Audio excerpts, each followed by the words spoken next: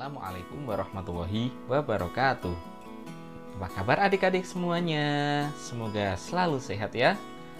Ketemu lagi dengan Kak Rizal, kita akan belajar bersama. Kali ini kita akan belajar tematik kelas 4, yaitu kita masuk pada tema 6, cita-citaku.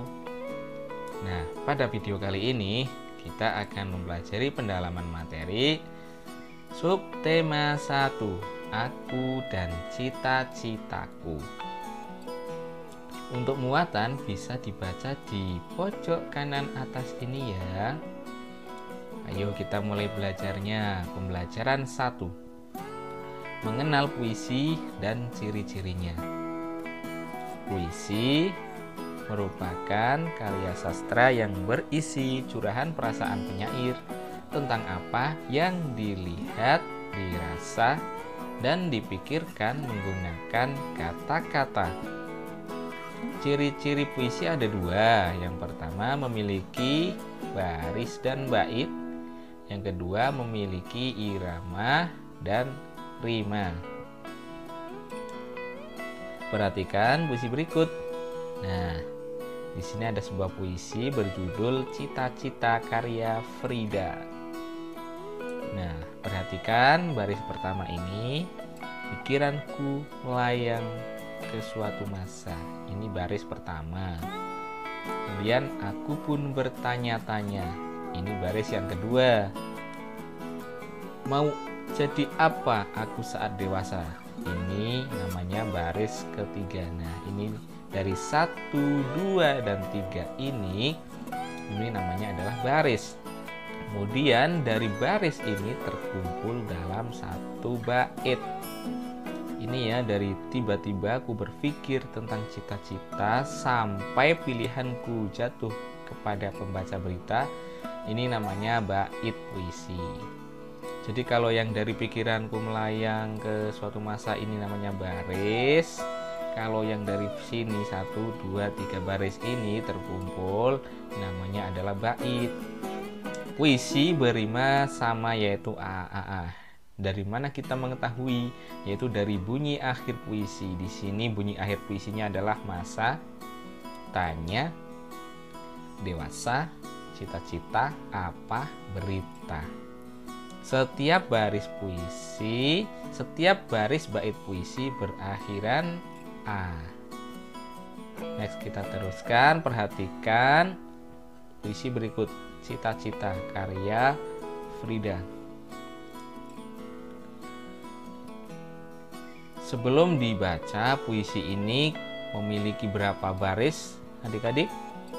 Kita hitung dulu ya. Baris pertama ini ya, 1, 2, 3, 4, 5, 6, 7, 8, 9, 10, 11, 12. Oh, ada 12 baris. Lalu berapa bait? Bait itu dipisahkan oleh spasi seperti ini. Ada 1 bait, 2, 3, 4. Puisi berjudul Cita-cita karya Frida ini ada 4 bait. Nah, 4 bait ini masing-masing bait kebetulan di sini terdiri dari 3 baris. Kemudian apalagi yang harus kita amati? Oh ya, rima. Rimanya bagaimana ini? Kita lihat dari baris pertama dulu. Akhir baris berbunyi a, masa, tanya, dewasa. Berarti ini pada bait pertama rimanya a. Bait 2, cita, apa, berita. Sama, a. Bait ketiga, berita, kaca, peristiwa. Sama juga, a. Baris keempat, berusaha, putus asa, cita-cita. A juga. Jadi a ya adik-adik, seperti ini. A. Berakhiran a. Ya, adik-adik bisa silahkan baca sendiri puisi yang ada di sini ya.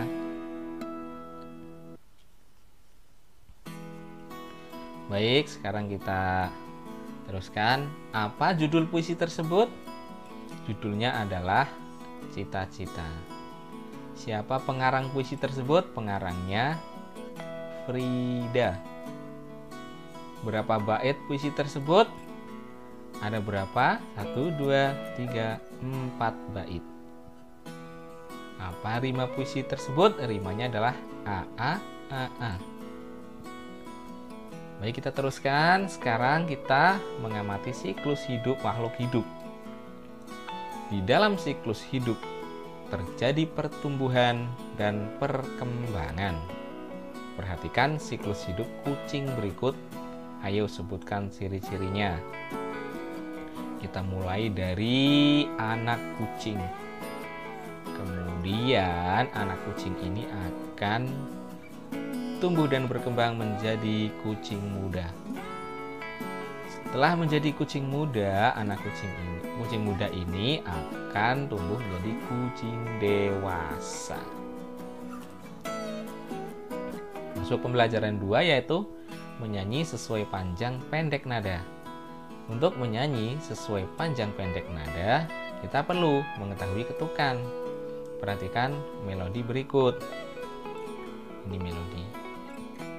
Nada sol dibunyikan selama 4 ketuk. Nada si dibunyikan selama 3 ketuk. Nada do dibunyikan selama 1 ketukan. Nada re dibunyikan selama 2 ketukan. Jadi yang sol ini 4 ketukan. 1, 2, 3, 4. Tek tek tek tek itu ya. Nada si 3 ketukan. Tek tek tek. Nada do 1 ketukan. Tek. Nada re 2 ketukan. Tek tek tek tek. Nah, kurang lebih seperti itu adik-adik. Kita masuk materi berikutnya, menyanyi sesuai panjang pendek nada. Untuk menyanyi sesuai panjang pendek nada, kita perlu mengetahui ketukan. Perhatikan melodi berikut. Bunyi yang panjang dapat dibantu dengan lambang legatura berbentuk garis lengkung. Ini seperti ini. Jadi semakin banyak ketukan, bunyi semakin panjang. Masih ingat ya, barusan kita telah mempelajari ketukan bahwa ini ada berapa ketukan? Tek tek tek tek 4 ketukan. Tek tek tek 3 ketukan. Tek 1 ketukan. Tek tek 2 ketukan. Tek tek 2 ketukan juga. Nah, ini paling panjang jadi diberi ini legatura. Next berikutnya yaitu menjelaskan ciri-ciri puisi. Terdapat beberapa jenis rima dalam puisi. Perhatikan contoh-contoh di bawah ini ya. Kita lihat contoh yang dari sebelah sini dulu. Belajar giat setiap hari. Tanpa jemu tak kenal waktu. Semua kukerjakan setulus hati demi mewujudkan cita-citaku. Ini rimanya berakhiran i kemudian u, i lagi, u lagi. Ini rimanya disebut AB. Karena ada persamaan bunyi a, ini i itu dianggap a, u-nya dianggap b. Ini kembali i lagi berarti a, u dianggap b, AB. Rima selanjutnya, perhatikan contoh yang sebelah sini, kita lihat bunyi akhirnya. Gaya, putri, terperi, terpesona. Ini a, i, a. Kalau seperti ini rimanya disebut a, b, a. A, i, a atau a, b, a. Kita lihat yang sebelah sini. Di sini bunyi akhirnya merdu, u. Lagu, u. pentolan A, pertunjukan A. An atau aa, jadinya aa bb, seperti itu. Yang terakhir, yang ini kita lihat bunyi akhir puisi. Besi, tinggi, negeri, sejati, sama saja, sama semua, maka rimanya disebut rima aa. Sampai sini sudah paham adik-adik? Baik, kita teruskan lagi. Mencirikan siklus hidup serangga. Terdapat 2 jenis siklus hidup pada serangga.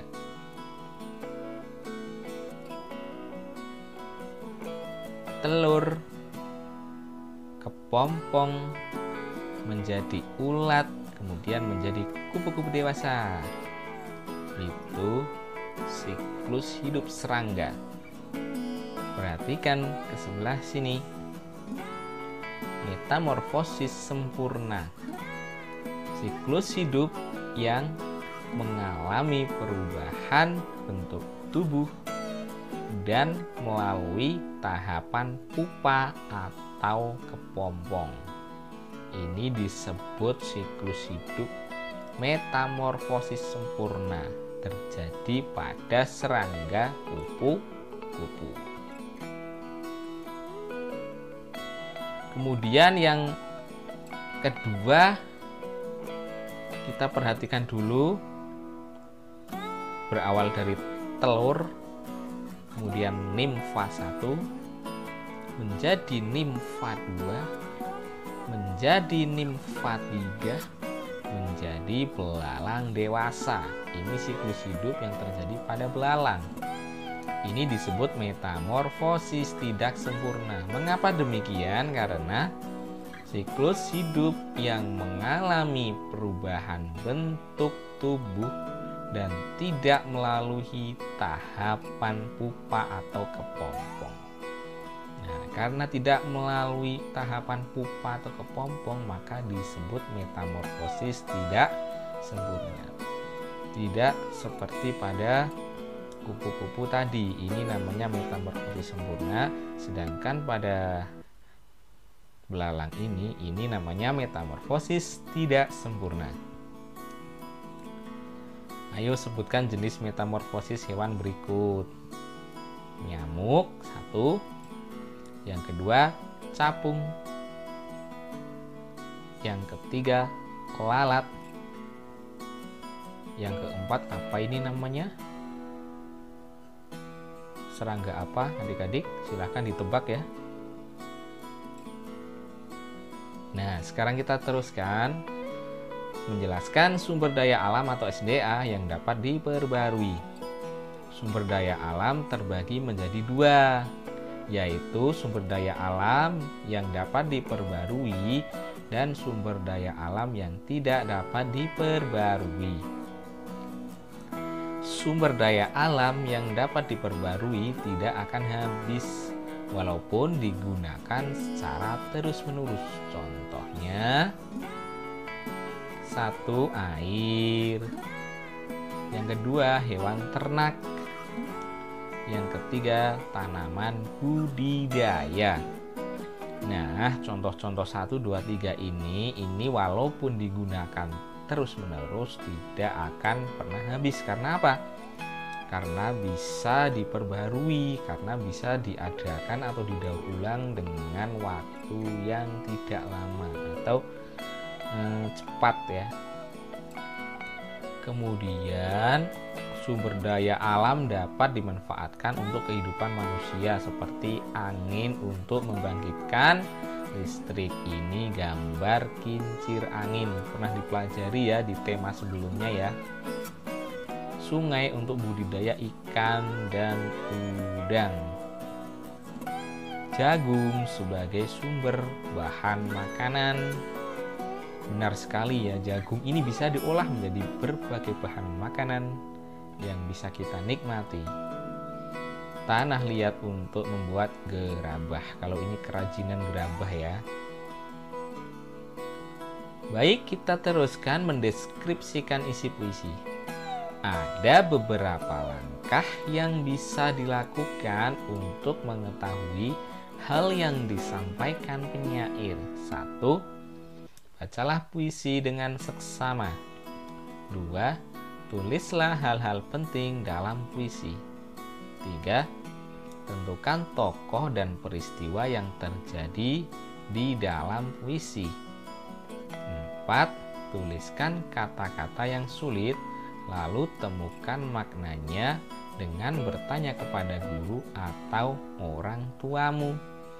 5. Diskusikan puisi tersebut bersama temanmu. Nah, ini adalah langkah-langkah untuk mendeskripsikan isi puisi. Kemudian menjelaskan keragaman SDA. SDA itu apa? Sumber daya alam ya. Pekerjaan dan manfaatnya. Sumber daya alam yang ada di sekitar kita memengaruhi cita-cita yang ingin dicapai. Cita-cita tersebut dapat berupa pekerjaan yang membutuhkan sikap saling bekerja sama. Contoh pekerjaan atau cita-cita yang membutuhkan kerjasama, yaitu yang pertama nelayan, yang kedua pegawai kantor, yang ketiga pekebun teh. Pekerjaan-pekerjaan tersebut tidak mungkin dilakukan sendirian, maka pekerjaan tersebut pasti butuh kerjasama tim yang solid dan kompak ya adik-adik. Terdapat 4 manfaat adanya keragaman karakteristik individu di dalam suatu pekerjaan atau cita-cita, yaitu 1. Saling melengkapi kekurangan masing-masing. Jadi saling melengkapi itu misalnya si A bisa mengerjakan pekerjaan ini, si B tidak bisa. Nah, si B tidak bisa mengerjakan pekerjaan ini, bisa dibantu si C. Seperti itu seterusnya ya.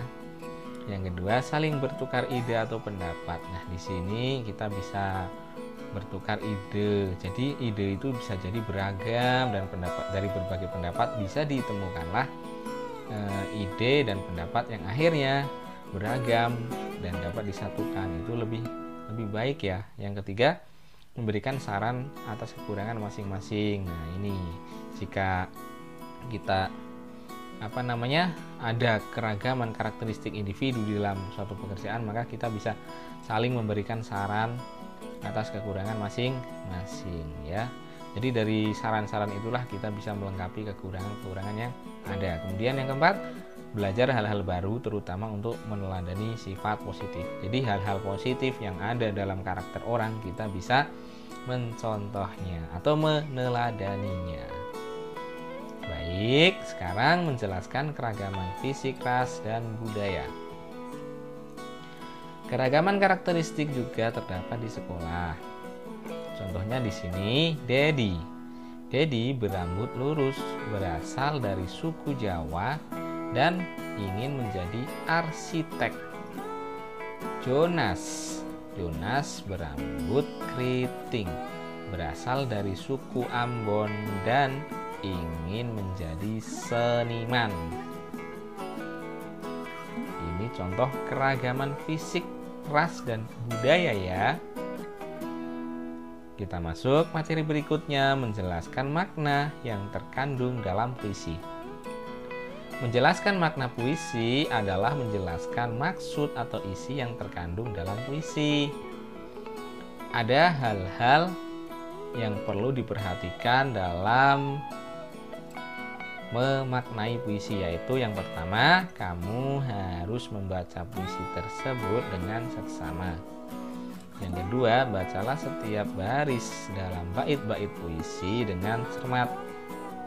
Yang ketiga, catatlah hal-hal pokok yang disampaikan.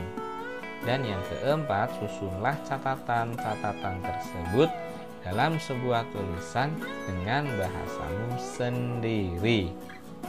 Nah, ini adalah hal-hal yang perlu diperhatikan dalam memaknai puisi. Selanjutnya menjelaskan sumber daya alam yang tidak dapat diperbarui. Sumber daya alam atau SDA yang tidak dapat diperbarui dapat habis jika digunakan secara terus-menerus. Sumber daya alam tersebut bertujuan untuk memenuhi kebutuhan manusia, misalnya emas sebagai bahan baku perhiasan, belerang sebagai bahan baku kosmetik, grafit sebagai bahan baku pensil. Ini adalah contoh-contoh sumber daya alam yang tidak dapat diperbarui. Mengapa demikian? Karena tidak dapat dihasilkan lagi. Bisa sih dihasilkan lagi, tapi untuk menghasilkan sumber daya alam seperti pada gambar ini membutuhkan waktu yang sangat lama. Bisa ribuan bahkan jutaan tahun lamanya. Itu kalau bisa dihasilkan. Kalau tidak bisa dihasilkan ya berarti sudah tidak bisa dibuat lagi. Makanya kita harus bijak menggunakannya. Perhatikan tabel berikut. Nomor, jenis sumber daya alam, pemanfaatan sumber daya alam tidak dapat diperbarui. Nomor 1, minyak. Aftur untuk bahan bakar pesawat terbang, bensin untuk bahan bakar kendaraan bermotor, dan parafin untuk bahan bakar pembuat lilin. Yang kedua, biji besi, bahan pembuat peralatan rumah tangga. 3, bauksit, bahan dasar pembuatan aluminium. 4, marmer, bahan bangunan rumah atau gedung. 5, belerang, sebagai campuran bahan pewarna dan bahan baku pembuat korek api. 6, nikel, bahan pelapis besi agar tidak mudah berkarat. 7, grafit, bahan pembuat pensil dan isi baterai. Itu adalah contoh pemanfaatan sumber daya alam yang tidak dapat diperbarui. Selanjutnya masuk pada pembelajaran 5, yaitu menceritakan kembali isi puisi. Agar kamu dapat menceritakan kembali isi puisi dengan benar, lakukan hal-hal berikut. 1. Cermatilah makna puisi pada setiap baitnya. Jadi kita harus mencermati makna puisi tersebut ya, dengan cara membaca puisi tersebut dengan cermat. Kalau belum paham ya bisa diulang-ulang. Kemudian yang kedua, tulislah makna setiap bait puisi yang dibaca. Nah, setiap bait pasti punya makna. Yang ketiga, gabungkan seluruh makna yang kamu temukan dalam puisi tersebut ke dalam tulisan. Ringkaslah tulisan tersebut. Kemudian bacalah kutipan puisi berikut. Perkakas dan oli menjadi kawannya sehari-hari. Pakaian kotor pun ia tak peduli. Semua dilakukan sepenuh hati demi mendapat sedikit rezeki. Kita cermati, kalau kita cermati pada bait puisi ini, mungkin kita juga dari puisi ini kita sudah bisa menuliskan makna setiap bait puisi yang dibaca. Kira-kira apa ya maknanya ya dari satu bait ini ya? Nah ya, kutipan bait puisi tersebut ini menceritakan tentang seorang montir. Perkakas dan oli menjadi kawan sehari-hari. Pakaian kotor pun ia tak peduli. Semua dilakukan sepenuh hati demi mendapatkan sedikit rezeki. Jadi ini menceritakan tentang semangat seorang montir dalam mencari rezeki. Montir itu harus berjuang mencari rezekinya, itu harus berhubungan dengan perkakas dan oli. Pasti kotor ya teman-teman ya. Pasti kotor ya adik-adik ya. Walaupun kotor tapi tidak peduli. Yang penting apa? Karena untuk memberi rezeki untuk siapa? Untuk keluarga di rumah. Ini perjuangan seorang montir. Jadi seperti itulah contoh mencermati makna puisi pada setiap baitnya, kemudian tuliskan makna setiap puisi yang dibaca. Nah, akhirnya seperti ini. Setelah ditulis, kutipan tersebut bercerita tentang montir yang semangat untuk mencari rezeki.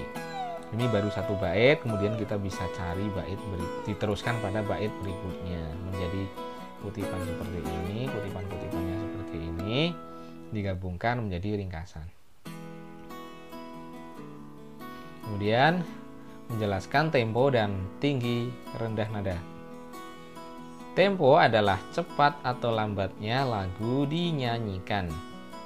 Tanda tempo dalam lagu biasanya di bagian atas sebelah kiri.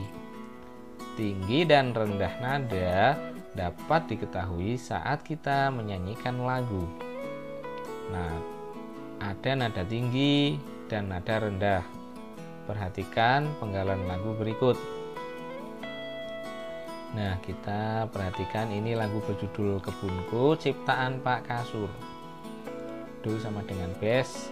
Nah, temponya adalah moderato. Tempo lagu ini adalah moderato atau sedang. Artinya lagu ini dinyanyikan tidak terlalu cepat atau terlalu lambat.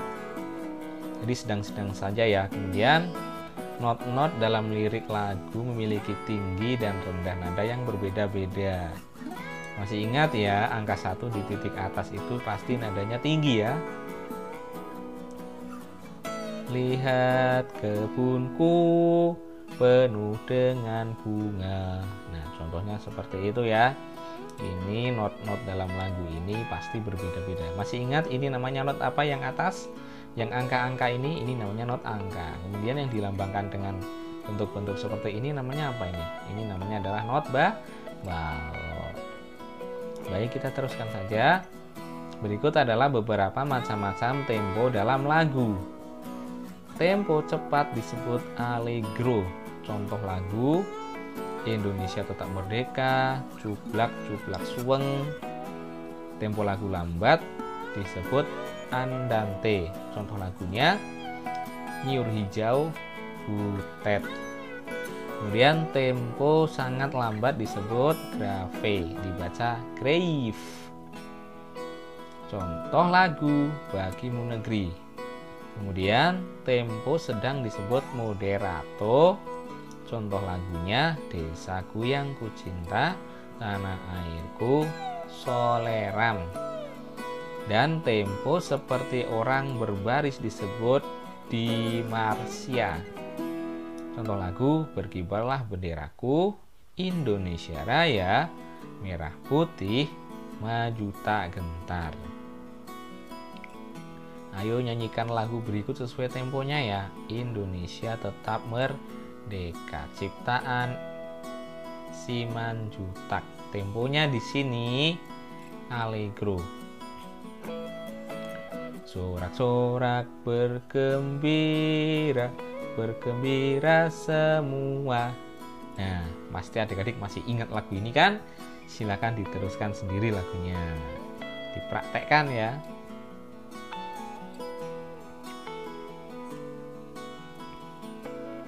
Sekarang lagu berikutnya lagu tempo lambat. Kalau tadi itu lagu tempo cepat, nah lagu berikutnya adalah lagu tempo lambat atau grave. Bagimu Negeri, ciptaan Kusbini. Padamu negeri kami berjanji. Nah, silakan diteruskan lagunya. Nyanyi sendiri ya dengan tempo lambat ya, dipraktekkan ya adik-adik. Oke, kita lanjutkan. Menjelaskan keragaman hobi untuk meraih cita-cita. Komang dan Mei memiliki cita-cita yang berbeda. Komang ingin menjadi dokter, sedangkan Mei ingin menjadi penari. Untuk meraih cita-citanya, Komang gemar membaca, sedangkan Mei gemar menari. Meskipun berbeda kegemaran dan cita-cita, mereka tetap saling mendukung. Pembelajaran 6 menunjukkan isi puisi. Pada pembelajaran sebelumnya, kamu telah memahami pengertian puisi, ciri-ciri, dan makna puisi. Sekarang kamu akan menunjukkan isi puisi.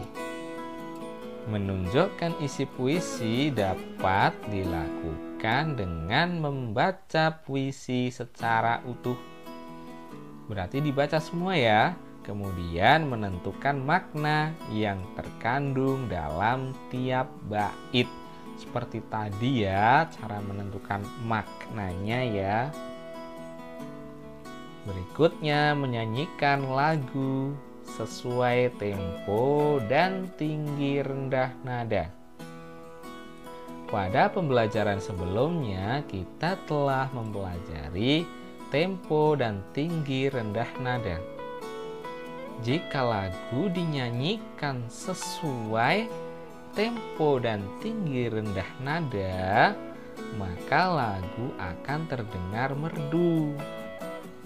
Coba nyanyikan lagu berikut sesuai tempo dan tinggi rendah nada yang tepat. Yang pertama lagunya Bangun Pemudi Pemuda.